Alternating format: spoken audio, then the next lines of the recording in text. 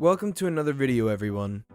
I just want to start this video off by saying thank you to BingoKemski for all the support he's given me monthly. This video was his idea, and as such I'm making it for him, so thank you again. So as many of you probably noticed, and those of you maybe under a rock, Toontown's on the decline. It's a hot topic nowadays that a lot of people are talking about, and me and Bingo just want to get our takes on things out there, so here we go. So what's the problem? Bingo and I have noticed lately that even on a good day, the game only averages around 1,300 to 1,600 people daily. It's not shabby for a game with the team that it has, but it's small compared to what TTR has had in terms of concurrent players before. The main reason I see a lot of people mention is basically lack of content. Bingo says that if you're focusing on bugs, and you can do that while keeping the audience entertained, that there's no problem with it. The problem is that the team is not doing that. I can agree with this, but I'd like to add that a lot of the decrease can also be attributed to bugs in general.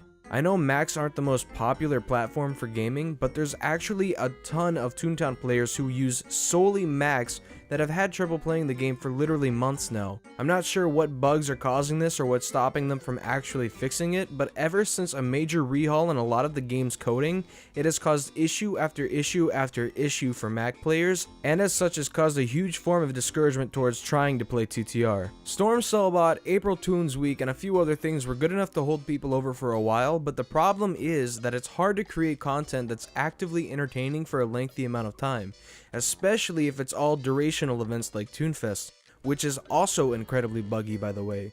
Bingo claims basically, the problem is that TTR cannot progress and advance without giving players content. If TTR can't find a decent way to increase its population, we the Toons are possibly going to be facing an eventual even more drastic decline and possibly even closure down the road. Another big problem has been transparency.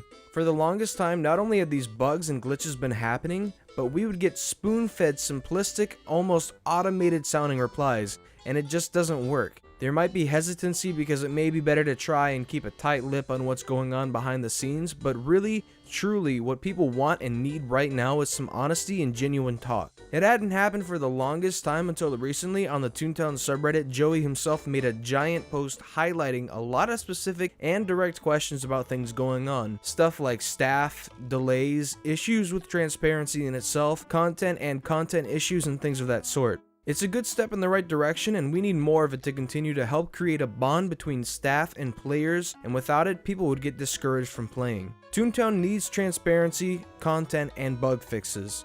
Some of these have been long-standing issues, and I mean, to be fair, you could argue that all of these have been long-standing issues, but basically these all need to be addressed in some fashion. I've been really patient with this game. I understand that the team consists of a ragtag team of high schoolers and college students that work in their free time, but I'm not sure how long of a wait you can take regardless when it comes to maintaining a consistent fan base. There's also still more for them to get in order. I personally do believe that they need to get more staff on board working well together. I understand that it's hard maybe vetting people or figuring out a system where the team works well together, but at the end of the day, something has to come together for this game to get put back on the right track.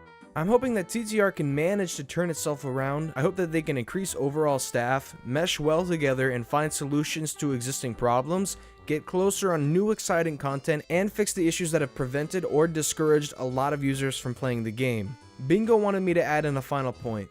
He says basically if the population continues to decline, then in the end, all of the bug fixes that they were working on will be for nothing. This isn't to try and scare anyone, it's merely a discussion of the current events and situations of Toontown Rewritten. I'm still hopeful and I'll support the game with whatever happens. I'm sure many are the same, and Bingo and I both hope for continued years of enjoyment for us and for Toontown for years to come. Thank you all for watching, thank you again to BingoKemski, and I'll see you all in my next video.